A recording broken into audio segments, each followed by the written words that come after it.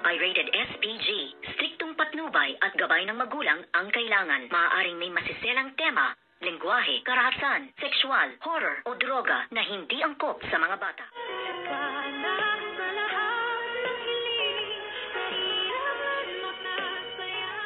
Good evening and welcome sa aking munting channel. At dito nga ay parang pagtataguan pa nitong si Bogs, itong si Josa, si Doc Annalyn at si Doc RJ para hindi maibigay ang cellphone dahil nga nalaman niya nga kay Josa na naaksidente ang may-ari ng cellphone na yon at wala ngang maalala kung kaya't kakalkalin nitong si Bogs ang nilalaman na video recording doon nga sa cellphone ni Doc RJ. At dito niya nga masasaksihan ang mga tinatagong lihim ng cellphone nga ni Doc RJ, kung kaya't dito niya maiisipang tawagan itong si Moira Tanyag para pagkapirahan siguro ito ni Bogs si Moira, kung kaya't tinawagan niya ito para sabihin na nasa kanya ang cellphone. Ano kaya ang gagawin dito ni Bogs?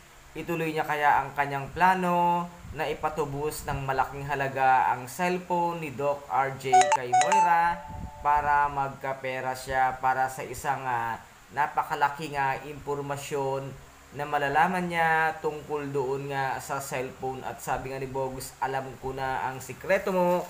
At dito naman ay nagulat na naman itong demonyitang si Moira dahil meron na namang ibang taong nakakaalam ng kanilang mga sikreto. At dito naman ay interviewin na nga ng pulis itong si Dr. Carlos Benitez dahil nga siya ang nakakaalam na mayroon ngang hitman doon sa event na kung saan nga ay may magbibigay ng mga parangal sa mga doktor na magagaling at mabait. At kasama nga doon si Dr. Lyndon Javier, Dr. Annalyn Santos at ang dalawang marites na nurse at ang isang doktor ng Apex Medical Hospital na kung saan nga ay itinawag nitong si Zoe na tanggalin nga doon si Doc Lyndon dahil nga merong papatay sa kanya at ipinag-uutos nga ng kanyang mami Moira, kung kaya't dali-dali nga pumasok itong si Doc RJ at gumawa talaga silang paraan para makapasok.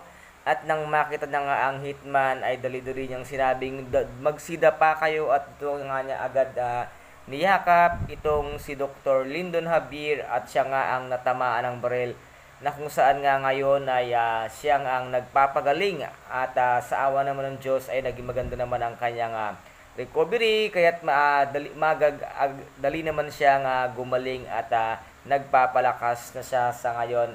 At ano rin kaya ang gagawin nga dito ni Josa para muling mabawi ang cellphone nga nitong si Dr. RJ Tanyag para malaman na ang katotohanan sa likod lahat ng pagkakawala ng alaala nitong si Dr.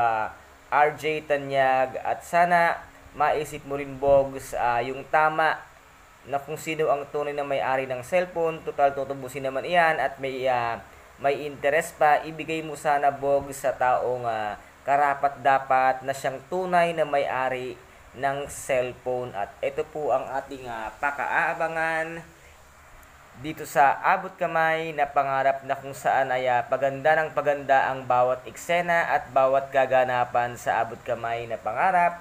At kung nagustuhan po ninyo ang aking video for today, paki-subscribe na lamang po ng aking channel, paki-like and share din po para maging update kayo sa lahat ng gagawin kong video. Maraming salamat po, ingat, God bless and bye-bye!